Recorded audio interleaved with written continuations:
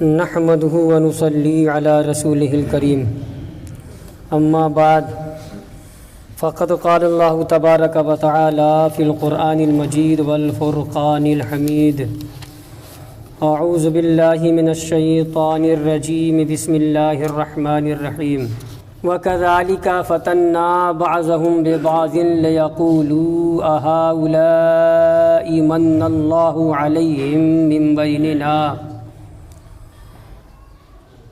أليس الله بعالم بالشاكرين صدق اللہ العلی العظیم۔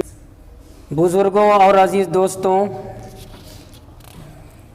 سورہ انعام کی آیت نمبر 53 میں نے پڑھی ہے۔ پہلے ترجمہ کر رہا ہوں، پھر تفسیر میں انشاءاللہ آؤں گا۔ وَكَذَلِكَ فَتَنَّا بَعْضَهُمْ بِبَعْضٍ، اللہ پاک فرما رہا ہے اور ایسے ہی یوں ہی فتنّا ہم نے آزمایا بعضہم ببعض ان میں سے بعض کے ذریعے سے بعض کو، بعض انسانوں کے ذریعے سے بعض دوسرے انسانوں کو ہم نے آزمایا۔ آگے ہے لیقولوا، تاکہ کہیں وہ جن کو آزمایا، تاکہ وہ کہیں، کیا کہیں؟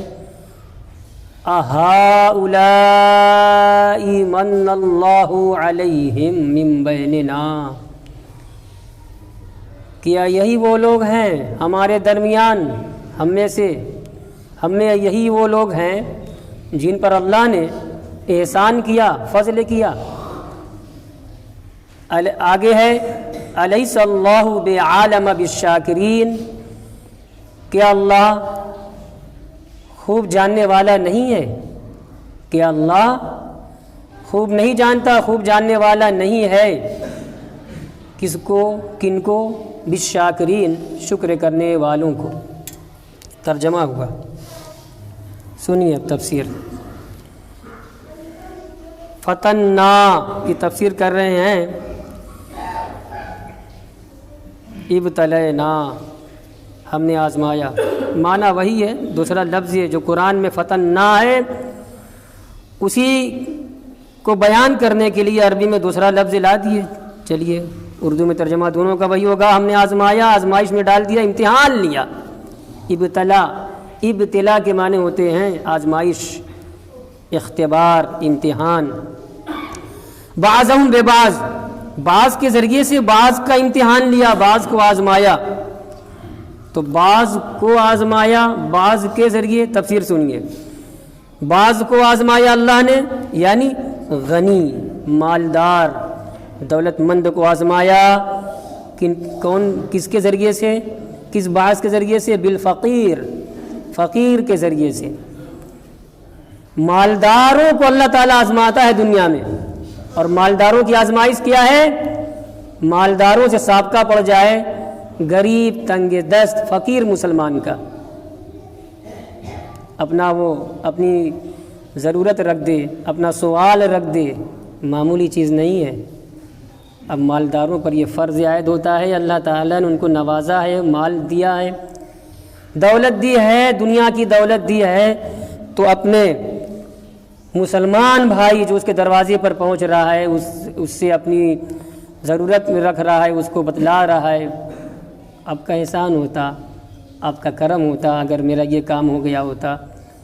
اچھے لفظوں میں بھیک مانگ رہا ہے، اور وہ جان بھی رہا ہے، دولت مند، مالدار دولت مند مسلمان جانتا ہے یہ جو مجھ سے کہہ رہا ہے میرا دور کا رشتہ دار ہے، یا میرے محلے کا ہے، یا پڑوس کے محلے کا ہے، اور واقعی اس کی حالت ہے،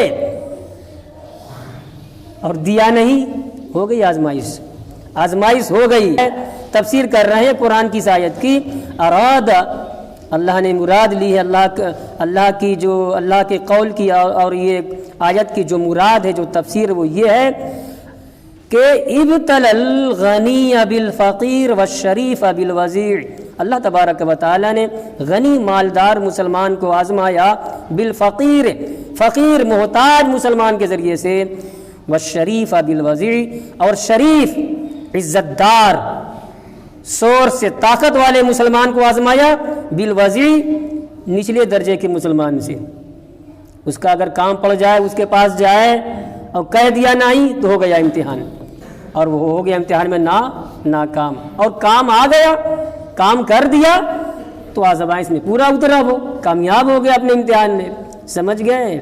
मामूली टॉपिक नहीं है, हल्के मत लीजिएगा। इंसान कहता है हाय रे माल मेरा माल। हदीस में है, दिन भर दौड़ रहा है, यहाँ भाग रहा है, वहाँ भाग रहा है, तिजारत के लिए जा रहा है, सामान लेने के लिए जा रहा है, बिजनेस के लिए जा रहा है, दिन भर दौड़ता रहता है, कहता है मेरा माल। हदीस में है, हदीस मरफू है, हदीस मरफू, हदीस कुदसी। उसका मतलब ये होता है हदीस कुदसी का कि अल्लाह तबारक व तआला फरमाता है, नबी ने कहा कि अल्लाह फरमाता है। कुरान में वो चीज़ नहीं होती है, वो हदीस में होती है, अल्लाह पाक की तरफ निस्बत करते हैं हुजूर।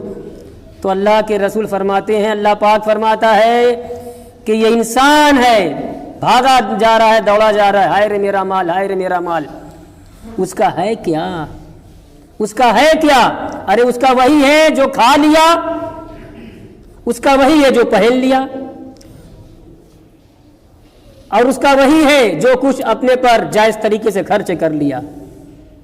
आ जाएगा मेरा पैगाम, जब आंख बंद हो जाएगी, सारा धरा का धरा रह जाएगा, उसका माल कहाँ है? हाँ, और उसका माल वो है जो उसने मेरे नाम पर बार, यही तो मतलब है यहाँ उसका। और उसका माल वो है, एक तो उसका माल वो है जो खा लिया, खा के फना कर दिया, जो पहन लिया, पहन के बोसीदा कर दिया, कपड़ा फट गया दोबारा, दो हो गया। और वो है जो मैं, उसका माल वो है जो मेरे नाम पर यूं दिया।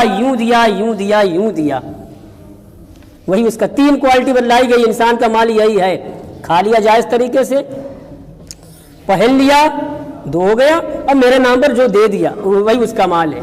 उसके अलावा उसका कहाँ है? मर जाएगा, सब वर्षा का होगा, आंख बंद हो जाएगी, खत्म मामला हो गया।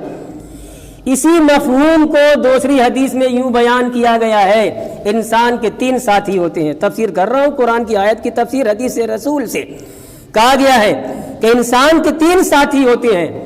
पहला साथी उसका आमाल,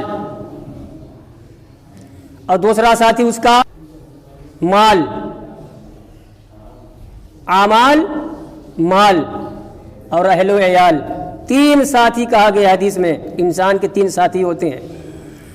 अब ये तो हमें देखना है ना कि कौन सा साथी वफादार होता है। दुनिया में हम उसको मुंतखब करते हैं, दोस्त बनाते हैं जो हमें वक्त पर काम आए, हमारे गाढ़े वक्त पर हमारा साथ दे, वफादार साथी माना जाता है।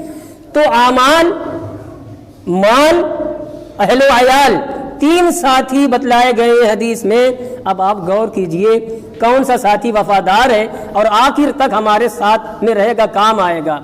आगे हदीस में फरमाया गया है कि रही बात इंसान के माल की, तो आंख बंद हुई उसका ये साथी छूट गया। कितनी नसीहत आमेज हदीस है। इंसान की आंख बंद हुई, उसका एक साथी जो दौलत माल की शक्ल सूरत में था वो छूट गया, वफादारी खत्म हो गई माल की। अब दो साथी बचे, आमाल, अहलो अयाल। अहलो अयाल आंख बंद होने के बाद कहां तक साथ देंगे? उनका साथ देना भी तो मफाद पर मबनी है। ये जुस्सा लाशा पड़ा हुआ है, उसको दफन करना है कि नहीं? खबर घुमाई जाती है, लोगों को बुलाया जाता है, ऐलान करा दिया जाता है, तदफीन की तैयारी हो जाती है, जनाजा पढ़ के डाल दिया कब्र गढ़े में। हदीस रसूल में आगे है कि दूसरा साथी जो अहलो अयाल होते हैं कब्र गढ़े तक गए, साथ छोड़ दिया, अब एक साथी बचा, आमाल। ये वो साथी है जो दुनिया में भी कदम कदम पर हमारे साथ रहेगा, वक्त मौत भी हमारे साथ रहेगा, बरज़ख में कब्र के अंदर भी हमारे साथ रहेगा, महशर में भी हमारा साथ देगा। ये वो साथी है क्या? आमाल। तो आमाल ये सबसे वफादार साथी है, इसकी दोस्ती को हल्के में नहीं लेना चाहिए। तो कुरान में है, अल्लाह तबारक व तआला ने आज़माया गनी मालदार मुसलमान को बिल फ़कीर मोहताज मुसलमान के ज़रिए से, व शरीफ बिल वज़ी, और शरीफ एजाज़ वाले मुसलमान को, ज़िम्मेदार मुसलमान को, समाज में ताकतवर पावरफुल इंसान को आज़माया। यही है शरीफ का मतलब, बिल वज़ी, निचले दर्जे के मुसलमान के ज़रिए से। अब आगे क्या था कुरान में? जब आजमाइश हो गई تو وہ کیسے کہتے ہیں وزال آزمائش کی تفصیل میں جا رہے ہیں وذالک ان الشریف اذا نظر الى الوضع قد سبقه بالایمان امتنع من الاسلام بسببی. وہ آزمائش بھی یہاں خاص طریقے سے اور کیا بتلا رہے ہیں وہ یہ کہ دور رسالت میں اللہ کے رسول کے زمانے میں اللہ کے رسول نے جب آواز حق بلند کیا اسلام کی دعوت پیش کی ہے تو اول جو لوگ عربوں میں سے مکے میں سے ایمان لانے والے تھے لوگ وہ کون لوگ تھے وضیعی لوگ تھے, نچلے طبقے کے لوگ تھے. نچلے طبقے سے مراد دنیاوی اعتبار سے نچلا طبقہ ہے, ان کے پاس مال نہیں تھا, ان کے پاس دولت نہیں تھی, ان کے پاس کوئی دنیاوی مادی طاقت نہیں تھی, وہ ایمان لائے. جب وہ ایمان لائے تو اہل نخوت اور مالدار جو تھے, جو مالدار تھے دنیاوی اعتبار سے, جو تفوق رکھتے تھے, جو تعلی رکھتے تھے, جو فائد تھے, انہوں نے کہا ہم ایمان لائیں گے. ارے ایمان لانے والے سب تو کمزور لوگ ہیں.